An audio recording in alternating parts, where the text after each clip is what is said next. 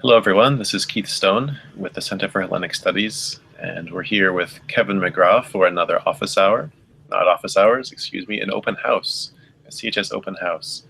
And Kevin is going to talk with us today about Indo-European epic, both Greek and Sanskrit, which is his area of expertise. As a brief introduction, I can say that Kevin has published seemingly innumerable books of research into Sanskrit literature and his own poetry, some of which I've been privileged enough to read. And he is a current associate of the Sanskrit department at Harvard University. And I should say, Kevin, I've known you for maybe it's 10 years now.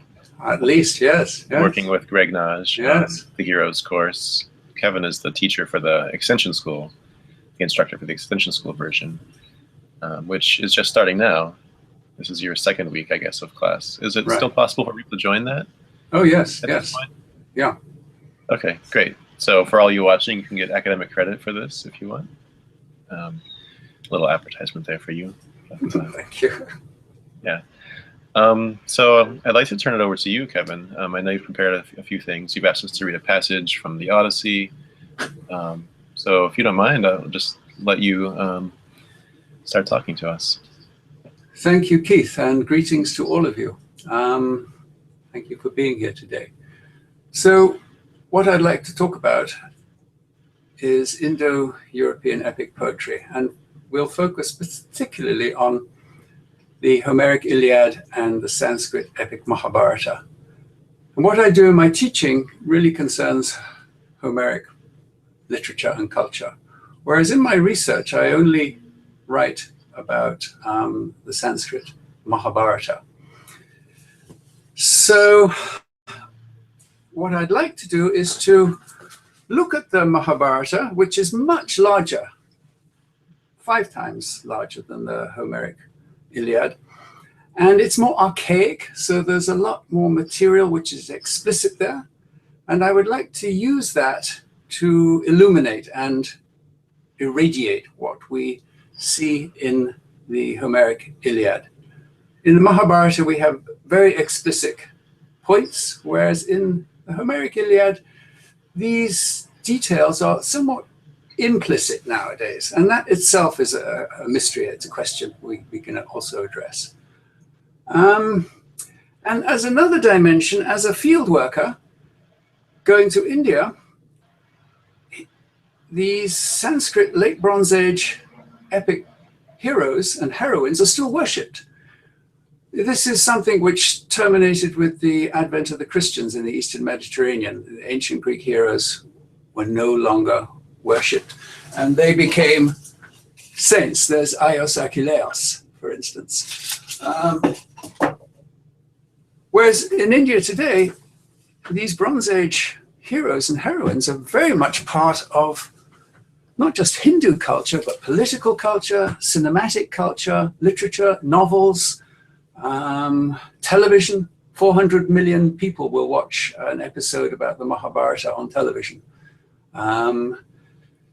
And so for somebody like myself going to India, just the ritual aspects of this Indo-European poetry is fantastic, because we can take evidence from the Indic world and look at the Hellenic world, where all the details are extremely refined now, and we can shine this light on the Homeric material and gain a lot of understanding. So that's what I shall try and do with you in the next 30 minutes. And I have 3 points, and each point has 3 minor headings. So let's begin with a rather general overview, just to give you a sense of whom these people were. And firstly, about 6,000 years ago, a group of people moved out of Central Asia southwards, and some moved into Iran and went east towards northern India, and others went west towards what we now call Turkey and the Eastern Mediterranean, and they moved all the way to the far reaches of Western Europe, to Scandinavia and Ireland. And the word for Ireland today in Gaelic is Era, which comes from the name that these people applied to themselves, which is Aryan. a word which the Nazis, as you know, misappropriated. And the word for Iran, for instance, also comes from Arya. So we have to be careful, though, when we talk about migration, because there were very few people in that time. And this is not one single migrant horde moving out into the world. These are small groups, very small groups of communities moving southwards and then eastward and westward over a long period of time. And the migration is not simply that of a genetic group, a haplotype. If one individual, for instance, goes over the mountain range and sees in the next community a spoked wheel for the first time, and then goes back to his community and says, look what I've seen. And they start to build spoke wheels, which then archaeologists discover. There's no human migration involved there. This is a migration of material culture or of ideas. And then secondly, if you think about the last 500 years in North America, all the European migrants to this continent or northern part of the continent, most of them were not English speaking, but now North America is English speaking.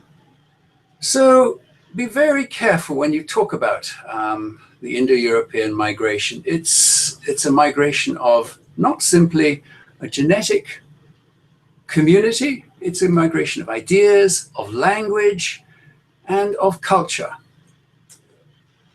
So second point then, to amplify that, these PIE people, Proto-Indo-European people, or Proto-Indo-European speakers as we call them, these PIE speakers, they share a similar grammar fundamentally and a similar lexicon, and also their myths are very similar, which is what we're going to look at today in terms of themes, motifs, and even occasionally characters.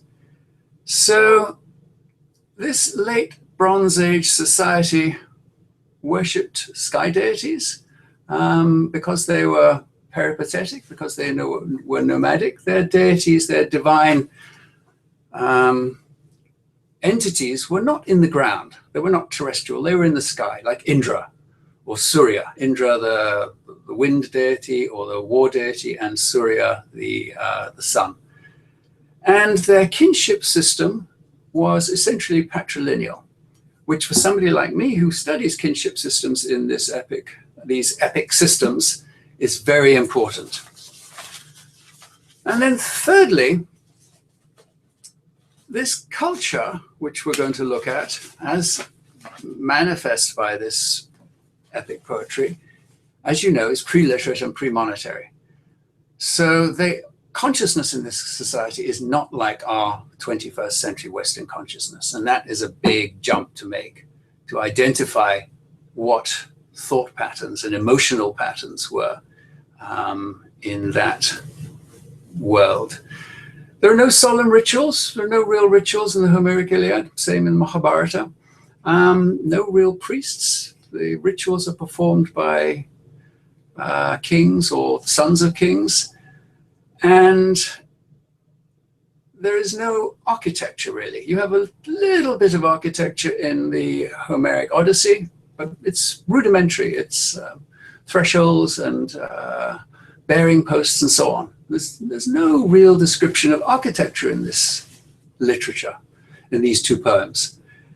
And as you know, there is no sculpture either, and which is very important for later ritual observance, the worship of heroes. There's just no sculpture at all, which is bizarre. So this is an artificial culture as depicted by Homeric Iliad and epic Mahabharata. It's synthetic, it's composite, it's made of many different elements which are fitted together, and it's non-historical. As you know, these poems do not refer to any specific point in time. So maybe that's a question we can return to later on, if you wish. Why is this literature so unreal? Why is so much excluded? And in Mahabharata, for instance, Buddhism is excluded, which was dynamic and dominated northern India during this period. There's not a trace of Buddhism. There's no trace of Indus Valley civilization, with this huge civilization, which pre-existed late Bronze Age. So let's now begin to focus in then. That was our basic introduction. Let's now turn to our second point and begin to look at a few general details. And firstly, what drew me to this Mahabharata was a hero called Karna. And Karna means ears. He was born with earrings. And Karna, like Achilles, is prepossessed by his passion and his understanding of what we call fame, kleos, or in Sanskrit it's called kirti, K-I-R-T-I. And both these words, of course, mean something that is heard or to be heard. And by studying Achilles and by studying Karna, we can therefore understand how the medium functions, because the medium is the medium of fame, as you know. And somebody called Cal Watkins wrote a very beautiful, very famous book published in 1995 called How to Kill a Dragon in Indo-European. And he talked about this aspect of kleos and kirti, and there are other Sanskrit words, which I recommend you to have a look at if you're interested in this. And then also these figures of Achilles and Karna are invulnerable. In many traditions, Achilles is physically invulnerable except for this little spot on his ankle or on one ankle. And Karna, because of his earrings, is also invulnerable. He's invincible in that respect, physiologically invincible. And there's another Indo-European hero much later called Siegfried in the Nibelungenlied, who bears this kind of anatomy, which is completely proof against all attack. So this is another small motif. And then secondly, the women in these two cultures are fascinating. And it is the movement of women which generates the narrative. As you know, the movement of Helen, the movement of Chryseis, and then the movement of Briseis, this horizontal movement of women. And in the Mahabharata, the heroine is called Draupadi. And very often, or usually, when these women move, they're accompanied by wealth. Remember, there's no money, it's premonitory, so they're accompanied by movable wealth. So this horizontal, this geographical or terrestrial transition of women bears with it an idea of price. And for somebody like me who's very interested in premonitory economics, this is fascinating, because these feminine figures are standards of value, standards of worth. This is really the only time you hear about wealth at a specifically calibrated level. You have it in the funeral games, for instance, but that's, I suppose there's a calibration there, but it's not quite so specific in the sense that you just have one signifier. And there is a ritual which Cal Watkins' wife wrote about. Her name is Stephanie Jamison, and the article was called Draupadi on the Walls of Troy. And this ritual is called the Svayamvara in Sanskrit. It means self-choice. It's where a potential bride selects a potential groom. And this is an archery competition, which you know Penelope to perform or to sponsor in Odyssey 22. Draupadi does the same. She selects her husband. In fact, she selects 5 husbands. And Sita, in the other Sanskrit epic of the Ramayana, also poses that question. Should I answer that now, Janet? Whenever you feel you need to take a stop, so that would be a good thing. Okay. Well, as I flagged a few minutes ago, these epic poets, these epic poems are, as this figure whose name I missed, I'm sorry, suggests, these epics are ahistorical or anhistorical. And I would like to return to that at the end of this discussion, if you like. So can we just postpone that, Janet? Okay, thank you. So Draupadi on the Walls of Troy, with Penelope and the archery contest, with Draupadi, with Sita, this ritual where women select their potential grooms through an archery contest is in these epics. We can therefore say by inference that it's an Indo-European kinship ritual. So, and then the third point is something far more complex and much more interesting, in that both of these cultures, these poetic cultures, demonstrate what's called diarchy, D-Y-A-R-C-H-Y, or dual kingship. And I'd love to know whether this exists in the Torah, Keith, later on. You have two kings, and one king is concerned with the ritual aspects of kingship, and the other is concerned with the warrior or the diplomatic aspects of kingship. And I wrote a book this year called Raja Yudhishthira, where I look at the king as a sacrificer, as a ritual figure. And Georges Dumézil was one of the first scholars to write about diarchy, D-U-M-E-Z-I-L. And he looked at Roman literature in particular, where there was a dual kingship there. But Thucydides, in the first scroll of his histories, also talks about Sparta in classical times having this double kingship.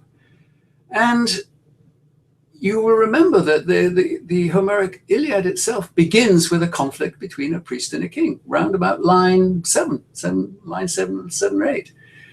And on the one hand, in Iliad, you have Agamemnon, who is this ritual figure. He is the one who has the makara, this dagger, the only one to carry this dagger at his side, with which he performs these, he immolates the victims. And there's Menelaus, who is much more of a fighter and a contestant.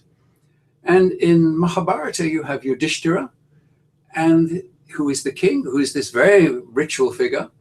And his dual king is somebody called Krishna, whom you've probably heard of. And Krishna is the one who organizes the strategies for battle, and he oversees diplomacy. He is the warrior figure. And this division in kingship goes a long way back into Indo-European culture. And the two components are in Sanskrit called the Brahmanas and the Kshatriyas, or what we call the Brahmins, the priests, and the Kshatriyas, who are the kings and the warriors and the heroes. And the Brahmins are engaged with the supernatural world.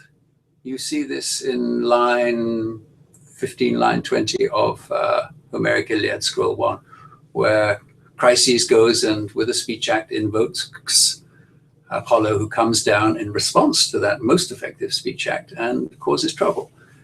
And so the Brahmins, the Brahmanas, have this connection with the supernatural. They are the ones with authority. They are the most powerful ones, but they don't actually have any power.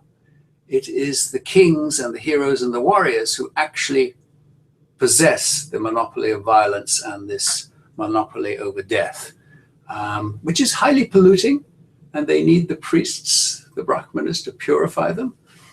So this distinction in Indo-European culture between Brahmanas and Kshatriyas, between the warriors and the priests, is very, very deep.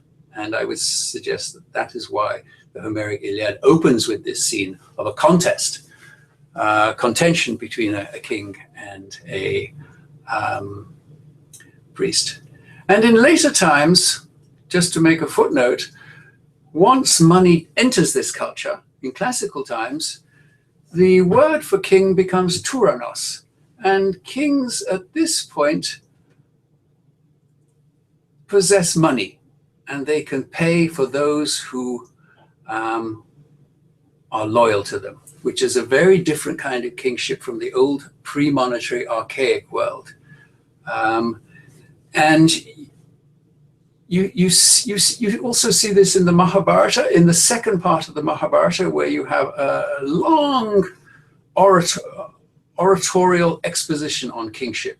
And it's very much an exposition on the king as a Tyrannos, a king who is not dependent upon loyalty and fidelity and an exchange of services, but a king is who is dependent upon those whom he pays with money.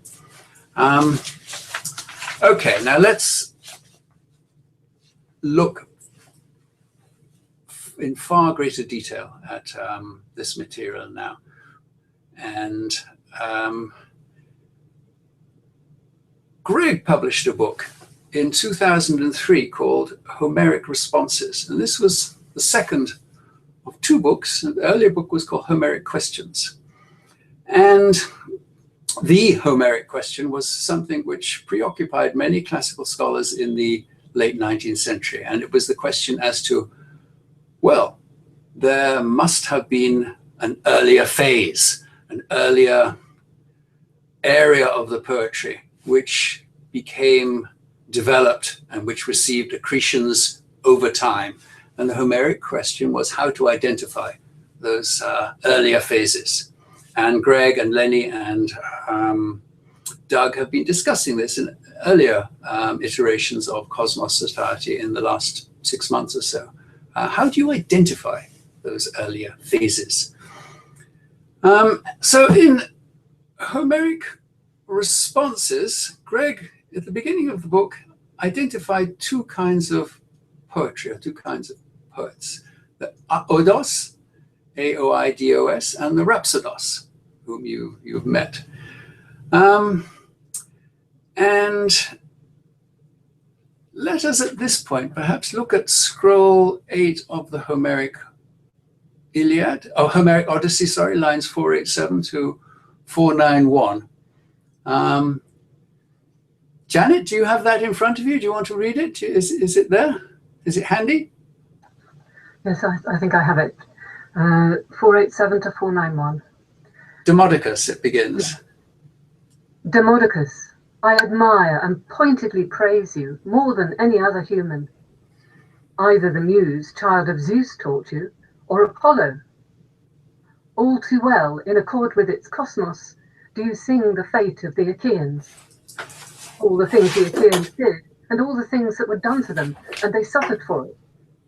You sing it as if you yourself had been present or had heard it from someone else.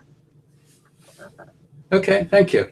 If you were not there yourself, if you didn't see it, you must have heard it, says Odysseus to Demodocus. So what's happening, Demodocus? So in the Homeric Iliad, you have 1, 2, 3 poets. You have the poet who introduces the poem, and then at line 6, the muse takes over. Her first word is Leto, the son of Leto, Apollo.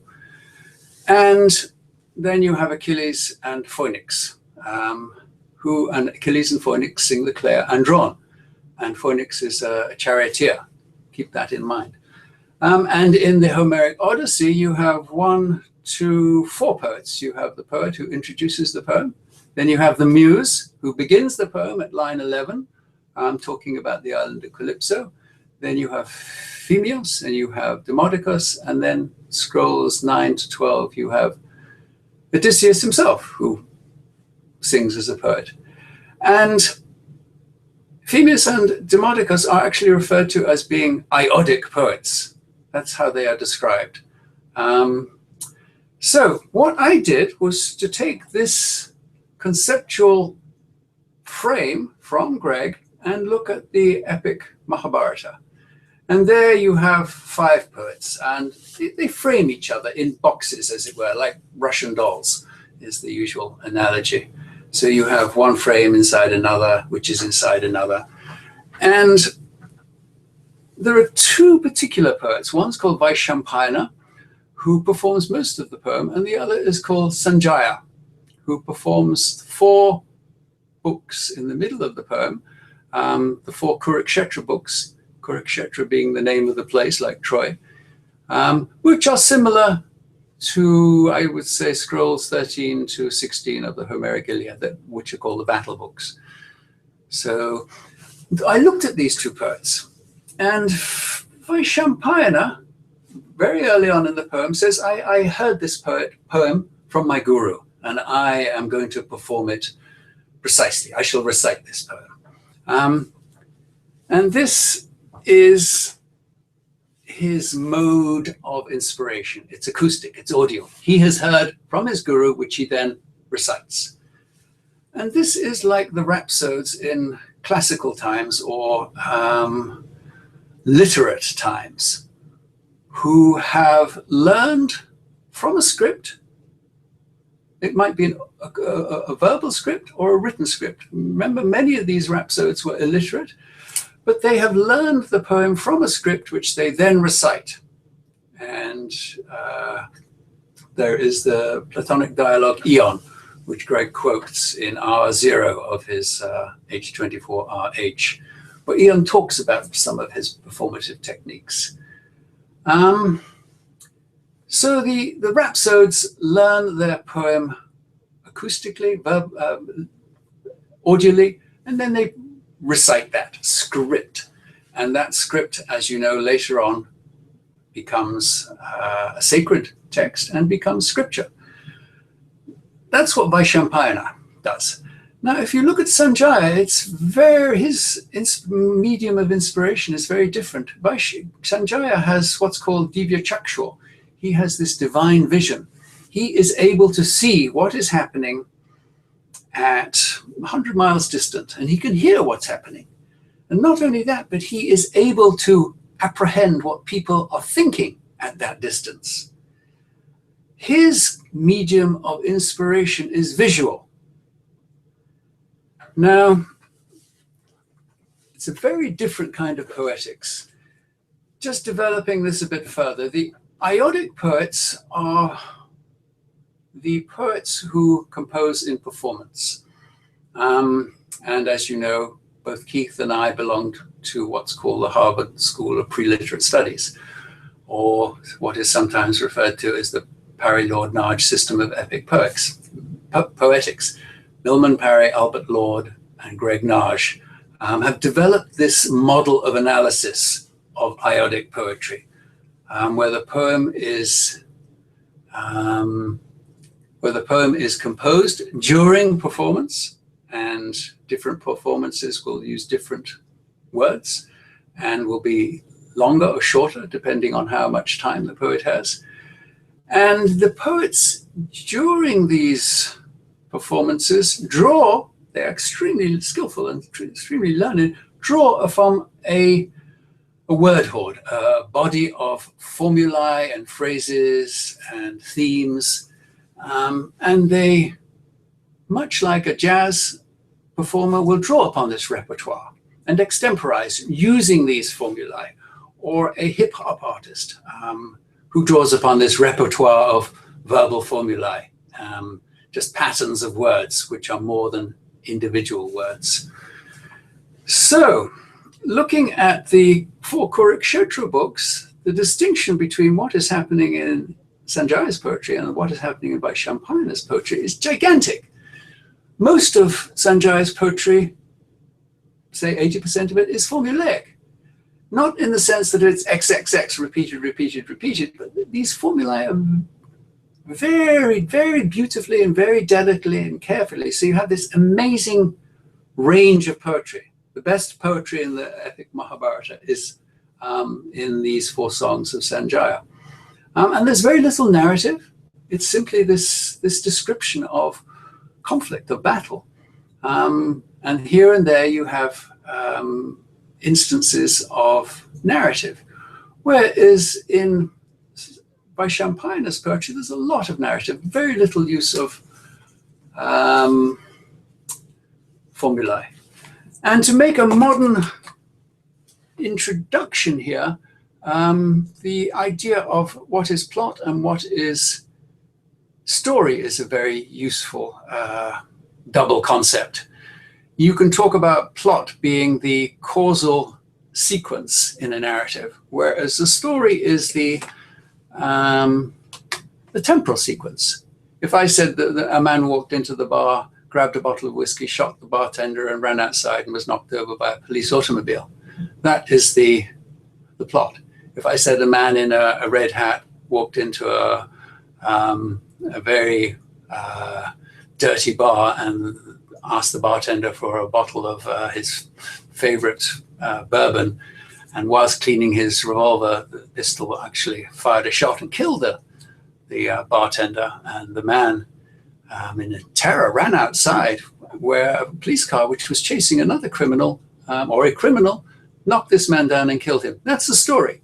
There you have a sequence of events, but they are temporally related, whereas they're not causally related.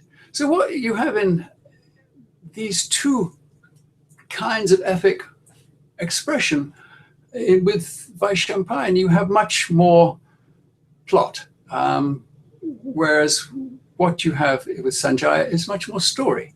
There are all these formulae. And my second question to you, which is, I suppose, a magnification of that earlier point which somebody raised, why is this epic so unhistorical and artificial? The question is, why is our Homeric poetry now so rhapsodic? Why is it so streamlined and refined, or what Greg would call a super language? Whereas in the more archaic Mahabharata, you don't have that.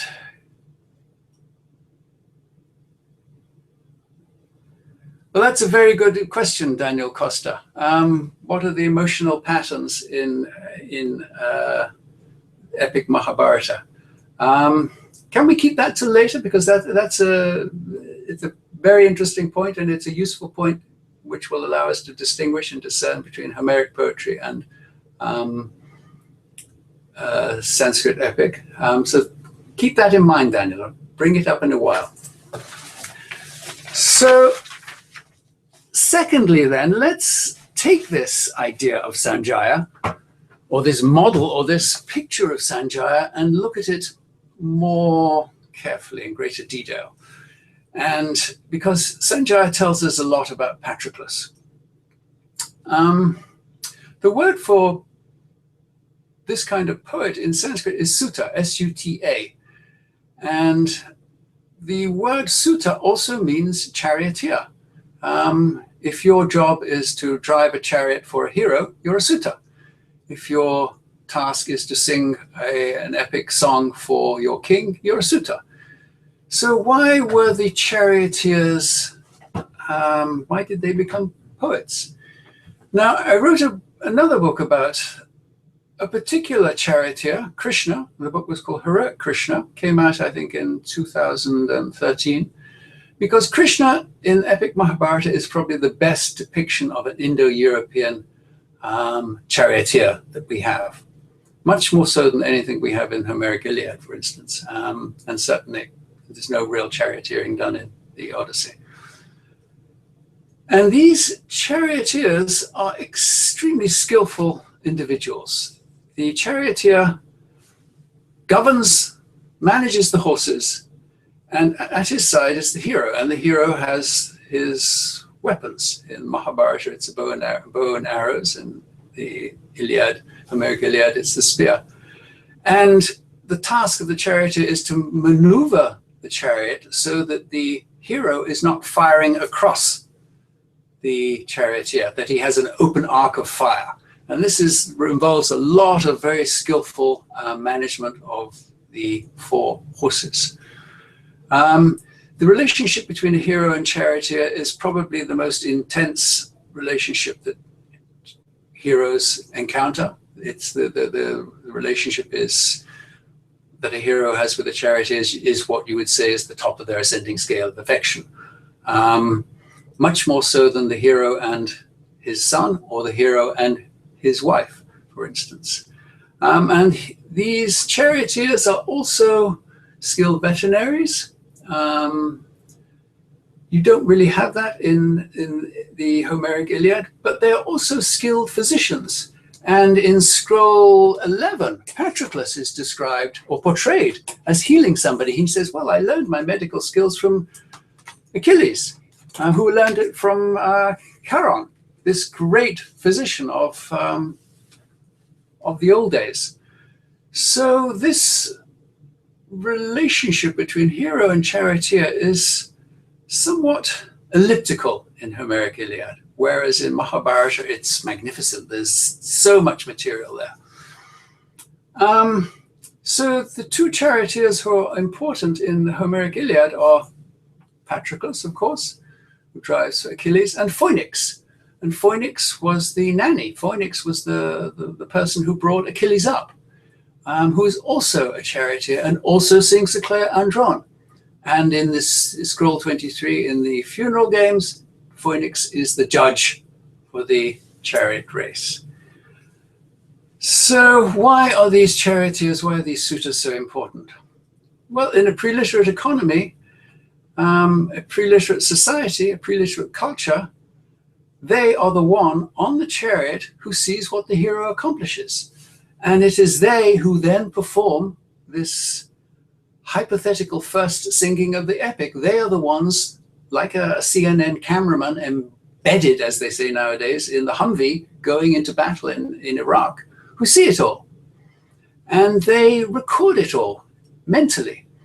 And they are trained and skilled in how to express what they see their hero performing. And this, I would argue, is the origin of Kleos as the medium. And there's a lexicon involved here, a vocabulary. The charioteer has a deictic function, D-E-I-C-T-I-C. He will say to his hero, look, there's Bhishma. Oh, look, there is Karna. There's Duryodhana. And he will then perform a small song saying, well, this is what happened when you battled with Bhishma last time and you destroyed him and you did this. And there's a lot of praise singing involved. And also typically before battle, these heroes have moments of horror. They drop their weapons, their mouth becomes dry, they're dizzy. If you might have experienced this if you ever compete in athletic endeavors nowadays before a tennis match or a race. You don't feel well, you're dizzy and you're anxious. And it is the task of the charioteer to sing a praise song of the hero at that moment and to raise their morale, their spirits. And the most famous charioteer song is what's called the Bhagavad Gita, which some of you might have heard of or even read. So there is a lot happening within this relationship between the charioteer and the hero. And the charioteer is the one who knows what the kleos of the hero is, who records it. So when Patroclus, and as you know, his name means epic song, Patrocleus. Greg talks about this in the second R. That's his name, that's his title. It's almost more significatory than the word suitor. So when Patroclus dies, the charioteer, boom, Achilles has lost his cameraman. He's not only lost his cameraman, he's lost the database. All the records of all those deeds, of all that kleos, which were held by Patroclus, have gone. Hence this terrible despair which overwhelms him. Achilles, who is destined to have this terrific kleos, which nobody else has, and then suddenly it's deleted, it's gone. So this relationship between the suitor and the hero is profound and sophisticated and extremely complex. And that in the Homeric Iliad again is refined. But by looking at this cognate epic, the Sanskrit Mahabharata, we are able to illuminate what is happening between these exchanges. And remember, in scroll 9, Achilles and Patroclus are said to be singing Claire Andron, and why it is that Achilles is so distraught when Patroclus is lost. Now, so my third and last point then, let's just take that idea of Patroclus now and even focus more precisely on the idea of what I would like to call Patroclus the ram. Now, in epic Mahabharata, in the Kurukshetra books, this song of Sanjaya, there are three main metaphors for heroes in combat. One is that they are like trees and they crash down in his huge, forceful wind of violence. And you have traces of that in Homeric Iliad, trees falling into rivers and so on when the hero dies. The Mahabharata heroes in battle are also like these mountains, which are immobile. They're so vast and so firm. And when the monsoon rain comes, the iron ore, which is in the seams, the terrestrial seams of these mountains, bleeds red, red pigment over the mountains, which is like the blood of the wounded hero in battle. And then there is another metaphor, simile, which is vital for us, and that is heroes in battle are like sacrifices. They are like the priest pouring the butter, the liquefied butter, the ghee, onto the sacrificial fire, Agni, which makes the fire flare up and manifest all this heat and flame. And heroes are very often described as in this sacrificial language. And battle itself, by the poets, is referred to as a yajna, shastra yajna, a sacrifice of weapons. And the warriors, the specific warriors, are described as being the specific priests who actually practice at the orthoprax ritual of these ceremonies where butter, accompanied by mantras, is offered into the fire. So, as you know from scroll 16, Patroclus dies in a tripartite fashion. He's struck by Apollo, Euphorbus, and Hector. These three blows. And if you look at scroll 3 of the Homeric Odyssey, where Nestor performs a sacrifice, this is at the Posidonia, sacrifice to Poseidon, where, again, no priests, it's his sons who are perform the ritual. The heifer is struck down in this tripartite fashion. It's stunned on the head, the back of the neck is severed, and then it's bled from the front of the neck. And to jump ahead a little to that beautiful speech by Clytemnestra in the Agamemnon, where a hero is killed, that speech where she says, much have I said to serve my need, and I shall feel no shame to contradict it now. And she describes how she killed Agamemnon with these 3 blows. And then she describes how the blood spatters out, and it's this beautiful imagery of dew and venality, and it's a very successful sacrifice. This decay comes to the community because of this. So we have on the one hand in epic Mahabharata this many depictions of the hero as a sacrifice in battle. And now looking at Patroclus, we're building up a similar model. Even though it's somewhat rarefied and occluded and elliptical, it's there, I would argue. And there is a 5th century black figure vase illustration. Greg has shown this in his slideshow where he talks about chariot racing. And you have in this particular image a ram lying on its back, and its throat is visibly severed. And in fact, the head is almost completely severed. There's this deep V, and above it says Patroclus, Patroclus the ram. So what I'm trying to argue is that these, instead of killing an animal in a ritually correct procedure, you tell a story about a hero who dies like an animal. And the pattern, the narrative pattern, is very similar. And you have what Simone Weil, as quoted by Greg, would say the transfert du mal.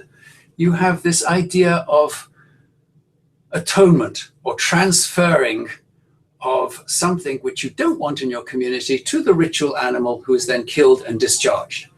And the Hebrews, Keith, as you know, referred to this animal which they drove out of the community and stoned to death as the scapegoat, which purified and atoned for the error, the wrongdoing, the lack of goodness in that community for the year. So you see how I've tried to build up this model of, which is expressly manifest in the battle books of Sanjaya in Mahabharata, and then to use that light to irradiate what is happening in scroll 16 with Patroclus. And there is evidence there, I would say. Very small details, but we can build up an argument. And to conclude then, and I've gone over time a bit, I'm afraid, Keith. That's all right. We still have time for questions. Okay. Go ahead. So what we have then, 3 minutes, what we have is a sacrifice, and it's dramatized. And in these epic poems, you have deities or mortals who walk around on earth. They speak with the mortals. They sometimes make love with the mortals. Sometimes they enter into violent contention. They eat meals with the mortals. And then you have the mortals, the heroes who die. And at that moment of death, as with Patroclus in scroll 16, they are daimoni isos. And Sappho in her poem Sappho 31 talks about that particular kind of death, a sexual death, not a physiological death, being as isos theoisin, like a deity. So in this literature, there is no pain. You have all this combat and all this terrible carnage and violence, but unlike Saving Private Ryan or The Hurt Locker or American Sniper, where you have all this pain and violence quite graphically expressed, you don't have that in epic poetry. There is no pain. You have all these beautiful metaphors of poppies falling to the earth and divers leaping off their chariots. Death is made beautiful. There is no carnage. There is no mortal suffering. Death in cinema is permanent, or death in novels, The Naked and the Dead, or in Hemingway. Death is permanent and absolute. He died, boom. Where it's death in this epic literature is transitory. The hero at that moment of death is like a deity. They move into the world of the divinities, the immortals. And this is very explicit in Mahabharata, where the heroes at the end are up in Svarga, in heaven, which is upwards, not downwards, with certain deities, which you don't have in the Homeric world. And there's also what's called a Palasruti. At the beginning of Mahabharata and at the end of Mahabharata, you have these verses which indicate to the audience how fruitful, morally and spiritually, is the attendance or the sponsorship or just the hearing of this epic poem. This is not entertainment. This is like they say it, this is like a sacrificial ritual. It's a yajna, but it's done verbally, literally. And it will bring goodness to those in the audience or that community who attends at the performance of the poem. And you have this in temples today in India, where people will sponsor the performance of Mahabharata. So I hope I've showed you then, how the great quantity of data in Mahabharata and archaic data is useful in highlighting what is so refined and streamlined in the Homeric literature, which is not immediately accessible. But with this intellectual lamp, we can understand what these very small details, if you bring them together, can tell you about epic poetry. And in a sense, this is the Homeric question. It's something which Greg and Lenny and Doug are approaching from a different methodology by looking at very specific dialect words, which are pre-Attic. And it's in the book that Doug wrote, where he talks a great deal about Indo-European poetics, and he describes what Nestor is actually doing in the poem, the charioteer Nestor. Some of you might have read this fantastic book by Doug. And in Greg's earlier work, he also draws upon the Indo-European tradition to highlight what is happening in Homeric poetry. So that's all I have to say, and maybe we now can go back to those two questions. Why is this literature, the Homeric literature, so artificial and so synthetic? And why is the Homeric literature so rhapsodic? What happened to the iodic element? Is it there? Is it in scroll 5? Or is it in the scrolls 13 to 16? But that's all I have to say, Keith. And thank you for listening. Oh, yes. Thank you, Kevin. That was wonderful. Yeah, we don't have a whole lot of time, so let's just jump right into the questions. I think the one about historicity might relate most to what you were just saying, Kevin. If the epics aren't historical, the Homeric ones at least, or all of them, I suppose, are there historical reasons for that? Or are they serving some other function? The question asker suggests allegory, perhaps. What are your thoughts there? This is for you, not for me, I hope. Oh, no, it's for you. No, this is for me. Oh, okay. Why do you have this artificial literature? Why is the Mort d'Arthur of Mallory, which referred back to the kind of battles that occurred 500 years before, so hygienic, so refined? Why are we looking backwards, retrojecting to this world of heroes? And heroes live in contact with the immortals. What is this world? And is it because this world is something which is performed to be accompanied by rituals? Rituals in the yajna in the Sanskrit world, or certain rituals in the Attic world, shall we say, the Eastern Mediterranean world, probably better. Also, if you strip out all the specific signifiers, you're left with something quite homogeneous and uniform, which is what I would argue makes for the classic. A classic is something that is applicable to many communities. It's not specific to Cambridge or Boston or Zurich or San Diego. It's Pan-American or Pan-Indic or Pan-Hellenic, as Greg would say. And what really interests me, though, is how these poems were performed at actual rituals. And the Mahabharata is said to be performed antareshu, in the pauses in the ritual. And we don't quite know what that ritual is, but it involves a fire and something being offered into the fire. And during the pauses, the epic was performed. That has long gone, and now we just have the epic itself.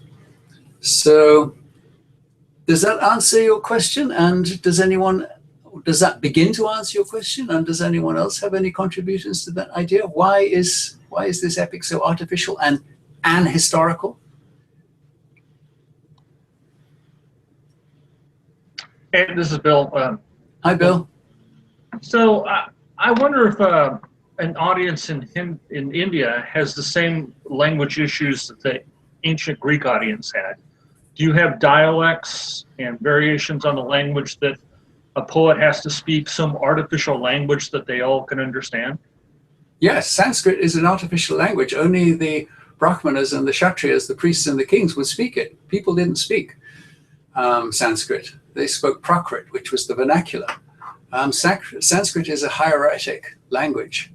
And nowadays, when the Sanskrit epic is performed, it has this tremendous cachet of value, even though the poet could just be reciting from the telephone book. There's something about the syllables of the Sanskrit language, and this is intrinsic to very early ritual language, that has efficacy, ritual efficacy. And people will say that these syllables, the universe is constructed of these phonemes. They are the essential elements of matter which form our world, that matter is composed of sound. And Sanskrit is a way of expressing that kind of acoustic phenomenon. So that's a roundabout way of answering your question, Bill, but does it help? Yeah, thank you. Yeah, I see similarities there. So yes, Georgia. Is it Thank you very much. Yes, sorry. Is it better? Yes. Oh. Are you gone again, Georgia? You've remuted your microphone, Georgia. So yes, now it's better? Yes. So, okay, I'll try to be fast. Thank you very much. The historical dimension of the epics actually suggests, and in a way it's an argument for the so-called epic system that people are arguing about. Because if it had a certain historical, let's say, narrowness, and historical ad hoc, let's say, place which would not be able to be transferred in different occasions, in different parameters, in different dimensions, then you had a problem to identify the common links. And actually, I would have a question, perhaps relevant, you might find relevant. Odysseus, I mean, you asked us to read, those 4 lines of Odyssey, book 8, And there is Odysseus' question to Demodocus. It seems rhetorical because he asks, were you present or did you hear it from somebody else? And Demodocus doesn't answer, and he picks up his tale, in a way suggesting that actually his art is the songs or the tales that he heard from somebody else in this epic system. So, and even the Catacosmon, which I'm interested in this duly in order. In a way, somehow it is just lights a light for me that does it suggest, this kind of process, a kind of shared common process or shared system of telling, which has then its own cosmos, because otherwise it doesn't work. That would be my question. Yes. Odysseus pinpoints what we talked about, this distinction between the audio medium of inspiration and the visual medium of inspiration, between the aoidos and the rhapsodos. Odysseus actually says, what are you? Are you one of these or one of these? Did you see what was happening or did you hear it? And I would take that model one step further, and perhaps in answer of your question, Bill, and that the first question which we had, Janet, that what we actually have now is not simply rhapsodic, that this work of poetry is not iodic, it's not rhapsodic, but it's the form of inspiration comes from addition rather than inspiration. There are editors who have put this literature, the Homeric literature together, and parts of Mahabharata together. And in the Homeric world, that distinction which Odysseus mentions is flattened out. It doesn't exist. It still exists in Mahabharata. But it's less. So you have this literature which is strangely homogenized and lacking historicity, as Keith says. It's very general, and it's an artificial world. It's pre-literate, it's pre-monetary, and you have various kinds of kinship which we didn't bother to discuss at work, and yet. For me, the Homeric Iliad is the greatest work that I know of, art that I know of. Nothing is quite as perfect as a work of art as the Homeric Iliad. And that comes not from the iodic poets, from the rhapsodic poets, but it comes from ultimately the work of addition rather than inspiration, I think. So does that respond to what you said, Georgia? Yes, to some degree, yes. Thank you. I just, I wanted to emphasize to the rhetorical bit because it doesn't need an answer, Odysseus, but in a way, it's like a self-reflection of the medium to even categorize or divide. You have your division as well, but it's Nestor, for example, was a charioteer. He was a storyteller, and he was present. So every time, but he's a different scale. Demodocus is a different scale, but all these are embedded in the epic. And Odysseus, in a way, refers to Demodocus, but in a way as if to share what the epic is about, but not, without actually him needing to do so. It's I guess, the kind of what Greg would say, the self-reflective, let's say, assessment of something. I mean, I find it curious because in a way it doesn't matter. Demodocus just picks it up, but for him, there is a point where he just pins it down. What you already said. There is this division, and let's hear it. You say it's relevant. To a certain degree, it is irrelevant and relevant at the same time. Right, but Demodocus is blind. Remember, so if he sees what was happening, he sees in the same way as Sanjaya did, with this divine vision, this supernatural vision. And if he heard the poem, he must have heard it from a rhapsode, who heard it from another rhapsode. So, which indicates that the kleos of Odysseus is also already current. It's on the airwaves, as it were. The song of Odysseus is actually there, intact. Whereas if Demodocus is behaving like an Iodos, he's making it up. So there are two dimensions of time there, which Odysseus is pinpointing. You see? Yeah, exactly. Yeah. That's what I'm saying. That in a way, because for me, it was the indecisive bit was, it's rhetorical in the sense he doesn't wait, he doesn't need an answer, but he needs to articulate the question and the differentiation. This is well. Also, if the song is on the air, it's on the radio, and Demodocus has heard from other rhapsodes, that means that Odysseus is considered to be dead, which is not so good in terms of what's going to happen to him in Ithaca. So there, in those two sentences, there is a lot of information, a lot of meaning which is being compressed. And if the song is already on the radio and people are listening to it, what's going to happen to Odysseus? How does he deal with that situation? It's an important point you're raising, Georgia, and I take it profoundly. Oh, thank you very much. Did I see, Anne, that you had a question? It's not a question. It's more of a comment, really, on what you've been saying about how the ordinary people didn't speak Sanskrit. And it's because I once saw a performance of A Midsummer Night's Dream in which all the actors spoke their own language, and there were about 40 of them, and all the speeches were in different languages. Wow. And I have to say, it was not a problem at all. And that was partly because a lot of the communication was visual, but it was also because we knew the story already. Right. Very important point, Anne. And everybody knows the story of the Mahabharata and of the Homeric poetry and the whole Trojan cycle, which Proclus has summarized. Everybody knows this. It's not like reading a novel and you don't know what's going to happen at the end, or going to the cinema and you don't know what the punchline of the film will be. This is a very different kind of communication. And yes, I would reiterate that this is ritual. And you know what's going to happen in ritual. Yes. And in this case... And the Catholic Church speaks Latin, or did until very recently. Right. Yes. Right. Yeah.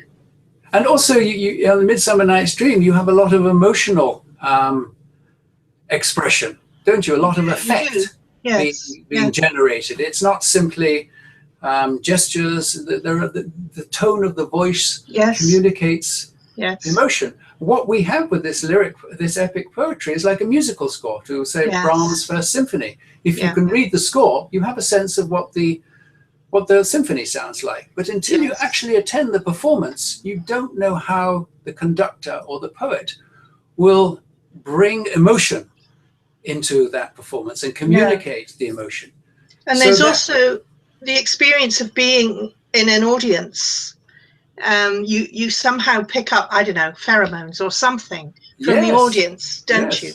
Yes. It's very different watching a play in a theatre from what it is watching something similar on television on your own. Absolutely. You're part of the crowd, and the crowd has its own emotional life, which is distinct from the individuals. Yeah. Very nice point, Sam. Yeah, I think I can understand it better now. Thank you. Thank you.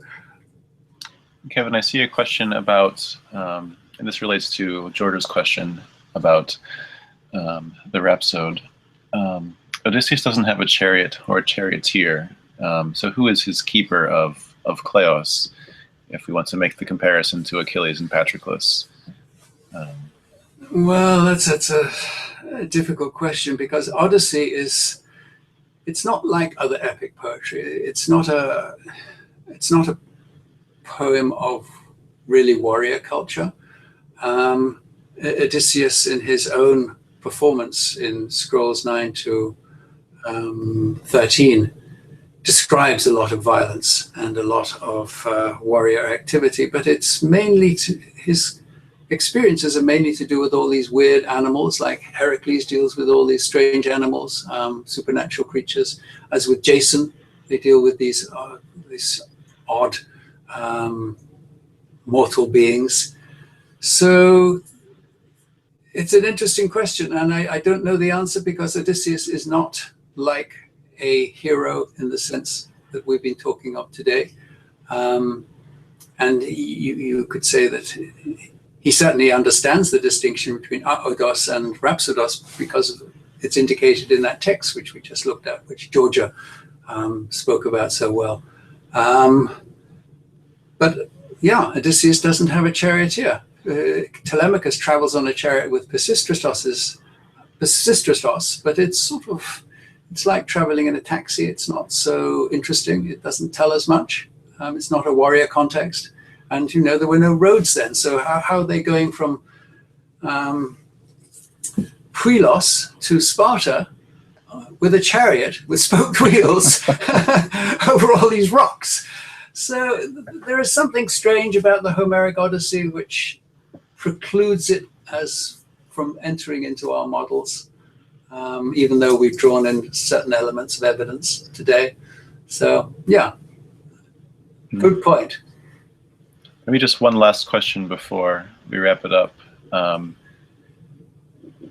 Is there an analog to the Muses in Mahabharata, the inspiration?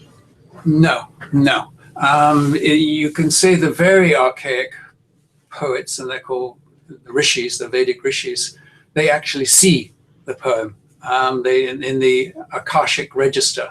And the Akashic register is rather like where the Muses are. It's this register of all knowledge and experience, and of fantasy and imagination, and even of deceit, lies, which if you look at the Hesiotic theogony, the Muses know the past, the present, the future, and we know how to make what is untrue appear as true. They know all knowledge and all experience. So in the very old Sanskritic world, the poets can actually see this visually. And remember, there's no writing. So what the nature of that visual contact is, I don't know. You're dealing with sound, and they're somehow able to see the sound, but it's not, there are no letters involved there. So, but there are certainly no Muses who, in fact, perform both of the Homeric epics which we have. Iliad, the muse begins at line 6, and in Homeric Odyssey, the muse begins at line 9, and they were the ones who performed the epic, distinct from the poets. So, can I just ask one final question? Yes. My short one. Well, I have just sent it over. You mentioned earlier Dumézil's theory, and this brought to my mind René Girard's theory about kings as scapegoats. So I was actually wondering whether we can connect Girard's theory with kings as the ones exclusively exercising violence and therefore need purification. Very important question. What's your name? Maria Xanthu. I teach at the University of Leeds. Ah, hi Maria. Thank you very much. Hi. A very important question. I don't like Girard's work, and I've always avoided it. But I would assert, as he asserts, that if you kill something in a ritual and a very formulated fashion, you are indicating in that instant the origins of consciousness. That is the function of sacrifice, whether it's Hebrew sacrifice, Indic sacrifice, or this heroic religion, which I'm trying to amplify today, where heroes die and become part of that immortal world. They are daimoni isos. Their death is transitory. It is not absolute. And it's our perception of that which briefly causes, which reactivates, as it were, or reinstalls what I would say is the origin of consciousness. That is where consciousness actually begins. Yeah, it's a very nice point. I don't like Girard, but I would certainly affirm that particular moment. And in one sentence, if you could just outline, why do you think that Dumézil's theory is more relevant or more applicable to Mahabharata? Because the Mahabharata has so much more material. It's this huge poem, Maria. And it's much older, it's more archaic, so there's a lot of material there which hasn't been refined and polished. Okay. The Homeric poetry is so perfect, particularly the Homeric Iliad.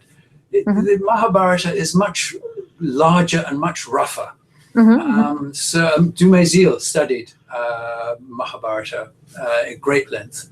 And made his contrasts particularly with the Roman material rather than the Greek material.